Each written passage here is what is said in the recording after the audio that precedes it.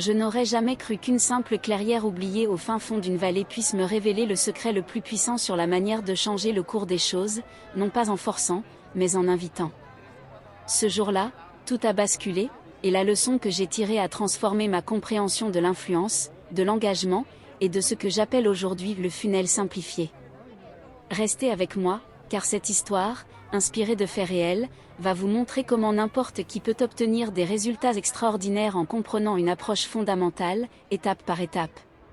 Préparez-vous à découvrir le vrai pouvoir d'une invitation progressive. Mon histoire commence il y a quelques années, dans un petit village oublié, niché au creux d'une vallée que l'on appelait Valombre. Son nom en disait long, le village était plongé dans une sorte de torpeur mélancolique, ses habitants avaient perdu l'étincelle, les soirées étaient silencieuses, et les rires, rares. Je rêvais de ramener la lumière, de réveiller ce lieu figé dans le temps. Mais comment faire quand on ne possède rien d'autre qu'une volonté farouche et un amour pour les choses simples? C'est alors qu'une idée folle a germé dans mon esprit, une nuit des lucioles.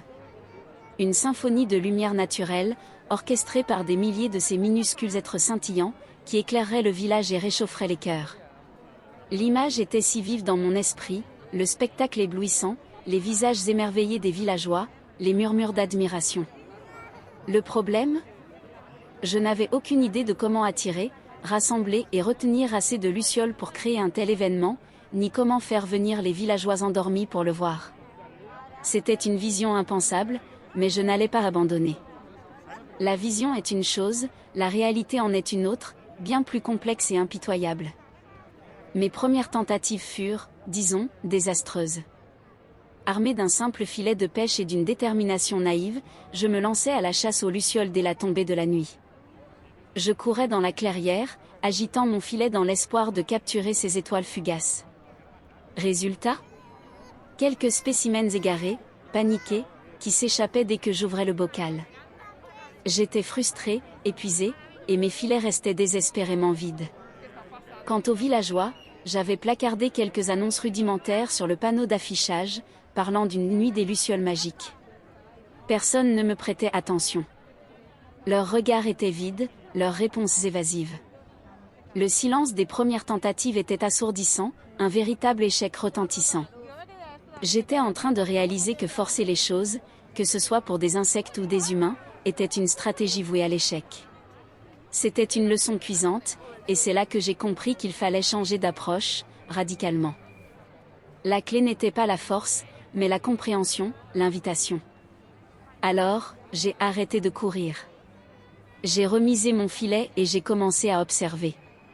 Nuit après nuit, je m'asseyais dans la clairière, immobile, me fondant dans l'obscurité.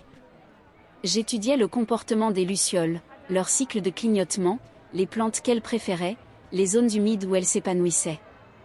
J'ai remarqué qu'elles étaient attirées par des sources lumineuses douces, régulières, et par certaines essences de fleurs dégageant un parfum subtil.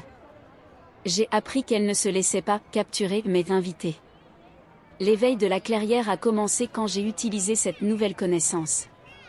J'ai planté des fleurs de nuit au parfum délicat, j'ai installé de petites lanternes solaires diffusant une lumière chaude et intermittente, imitant le rythme de leurs propres signaux. Je n'essayais plus d'attraper, mais d'attirer. Les lucioles ont commencé à converger, d'abord timidement, puis de plus en plus nombreuses, vers mon petit havre de lumière. Et, plus étonnant encore, les villageois, qui me voyaient chaque soir assis dans la clairière, ont commencé à poser des questions. Non pas sur mon événement, mais sur ma patiente persévérance. Une lueur de curiosité s'est allumée dans leurs yeux. J'avais appris la première vérité, l'attention ne se force pas, elle s'attire, elle se mérite. Mais l'attention seule ne suffit pas, il faut ensuite transformer cette curiosité en un véritable intérêt, en une envie d'aller plus loin. Ce n'était pas suffisant d'avoir quelques lucioles dans ma clairière ou quelques villageois curieux. Mon rêve était une symphonie, pas un simple solo. Il fallait un sentier lumineux qui guiderait les lucioles plus profondément, et les villageois, vers le cœur de l'expérience. J'ai alors commencé à créer un chemin. Pas une ligne droite, mais un parcours sinueux, parsemé de mousses luminescentes que j'avais cultivées, de fleurs spécifiques aux parfums enivrants, et de brumisateurs diffusant une légère humidité. Chaque élément était une invitation discrète, une promesse de quelque chose d'encore plus beau au bout. Les lucioles, attirées par cette traînée de lumière et de douceur, ont commencé à suivre ce chemin. Elles n'étaient pas forcées, elles étaient guidées par leur propre curiosité et par les signaux que j'avais appris à décrypter. Et pour les villageois, ce sentier subtilement éclairé qui s'enfonçait dans la forêt obscure est devenu un sujet de conversation. Certains, les plus audacieux, ont commencé à l'emprunter, curieux de voir où il menait. Ils ne venaient pas pour l'événement, mais pour l'expérience du chemin lui-même. Le mystère grandissait. Je sentais que j'étais sur la bonne voie, que cette méthode douce portait ses fruits. Mais il y avait encore un gouffre entre l'intérêt et l'engagement réel. Comment s'assurer qu'ils iraient jusqu'au bout? Comment convertir cette curiosité en une participation active et enthousiaste? Au terme du sentier lumineux, j'avais découvert un recoin parfait, un dôme naturel formé par d'anciens arbres, leurs branches entrelacées comme une cathédrale vivante. Ce serait le cœur de ma nuit des lucioles. Pour cette étape cruciale, j'ai mis le paquet. J'ai transformé ce dôme en un sanctuaire pour lucioles, des plantes mellifères rares dont le nectar était leur nourriture préférée, des bassins d'eau calme pour l'humidité parfaite, et un système de miroirs cachés pour amplifier leur propre lumière. L'endroit était une promesse de plénitude, un havre de paix. C'était un lieu où les lucioles choisissaient d'entrer et de rester, un lieu si attrayant qu'il était leur destination naturelle après le sentier. Pour les villageois, l'approche était similaire. J'avais enfin annoncé la date de la nuit des lucioles avec des dépliants magnifiquement illustrés, créés par un jeune artiste du village qui avait été touché par mon projet. Il décrivait l'expérience du sentier et promettait une magie inégalée au cœur du dôme. Les villageois avaient déjà vu le sentier, entendu les murmures, senti l'atmosphère changer. Le dôme n'était pas une cage, c'était un sanctuaire, une promesse tenue. Et cette étape, cette invitation finale, était la clé.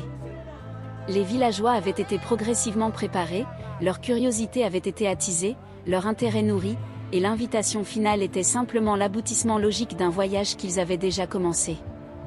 Les inscriptions, d'abord timides, se sont transformées en un flot continu. La nuit de l'événement est arrivée, et elle a dépassé mes rêves les plus fous. Le dôme brillait d'une lumière douce et pulsante, des milliers de lucioles dansaient dans l'air, créant un spectacle irréel. Le silence initial des villageois s'est transformé en murmures émerveillés, puis en soupirs d'étonnement, et enfin en rires cristallins qui résonnaient dans la clairière. Des larmes coulaient sur les joues, non pas de tristesse, mais de pure joie. Valombre n'était plus Valombre, ce soir-là, elle est redevenue Val-Lumière, un nom que les anciens lui avaient donné jadis. C'était une symphonie de lumière, la preuve que la patience, la compréhension et une approche progressive pouvaient accomplir l'impossible. Mais l'histoire ne s'arrête pas là, le véritable impact allait bien au-delà de cette nuit magique. L'héritage scintillant de cette nuit a changé le village à jamais. Les rires sont revenus dans les rues. Les habitants ont commencé à se parler davantage, à organiser d'autres événements, à raviver leur communauté. Et la nuit des lucioles est devenue une tradition annuelle, attendue avec impatience. Chaque année, les villageois participaient davantage, aidant à préparer le sentier, à aménager le dôme. Ils étaient devenus partie intégrante de l'expérience, de véritables ambassadeurs de cette magie retrouvée. Ils n'étaient plus de simples spectateurs, mais des participants engagés. En repensant à toute cette aventure, j'ai compris la puissance de ce que j'appelle aujourd'hui le funnel simplifié. Ce n'était pas une stratégie complexe, mais une succession d'étapes naturelles, intuitives, où chaque phase préparait la suivante. D'abord, j'ai dû attirer l'attention des lucioles et des villageois, non pas en les forçant, mais en créant des signaux irrésistibles. Ensuite, j'ai dû susciter leur intérêt, en leur offrant une promesse, un aperçu de la beauté à venir, un sentier mystérieux à explorer. Puis, j'ai facilité leur décision, en rendant l'expérience finale si désirable et sans effort qu'ils ne pouvaient qu'y adhérer.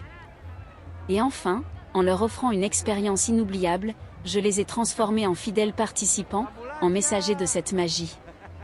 C'est une démarche universelle, attirer, engager, convertir et fidéliser.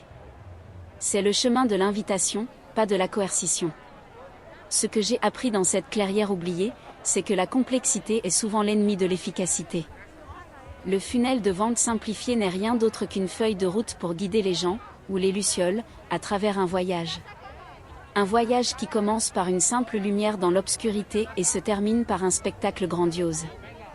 Peu importe votre objectif, la leçon est la même. Comprenez votre audience, créez des ponts d'intérêt, facilitez le passage à l'action, et offrez une valeur si profonde qu'elle engendre la fidélité.